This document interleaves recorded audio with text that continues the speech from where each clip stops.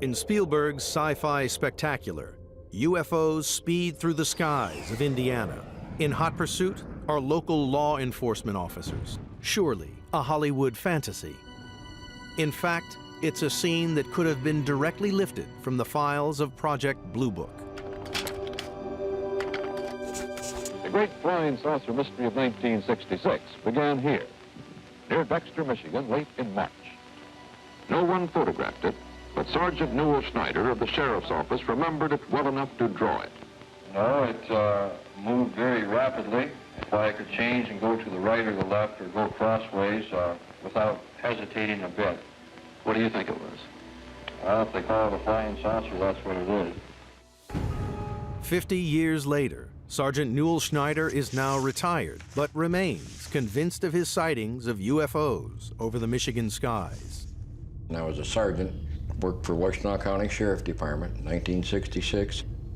My partner and I, David Fitzpatrick, was on road patrol, and we looked in the sky and we seen 3 objects up there, and my partner and I was wondering what was going on, and we just kept seeing them, and we notified Milan Police, and they had also spotted the same objects.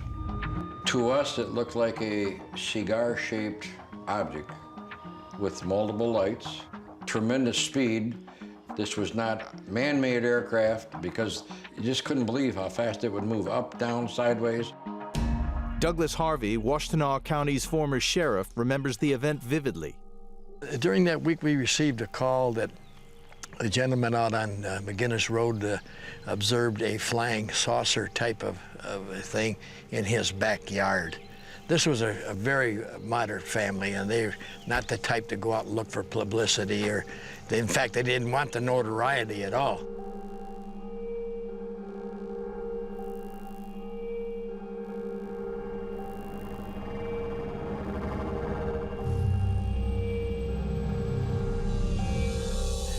We're talking about something unknown. You know, didn't propose a threat of any type, so there was no safety precautions other than to try to find out what it was. With reported sightings escalating, the Air Force sent Professor J. Allen Hynek to investigate. Having overseen more than 10,000 UFO cases in 2 decades, he was perhaps the one person on Earth who could make sense of these inexplicable events. On March 22nd, the Detroit Press Club held the largest media gathering in its history. The Western world eagerly awaited the announcement of Hynek's findings. Dr. Hynek agreed that the good citizens of Michigan had seen something in the marshlands. He thought they had seen marsh gas. The illusion of motion frequently is given by the fact that a little bit of swamp light appears here, it goes out, another one appears over here, that goes out, but the illusion as viewed from a distance is that the objects have moved back and forth. As far as swamp gas, I'm sorry that we was told we seen swamp gas, but that kind of hurt. It gave us a complex that we was telling the truth. We were, I mean, I can honestly say that. My partner and I seen a UFO. But some suspect that Hynek never believed in the swamp gas theory himself.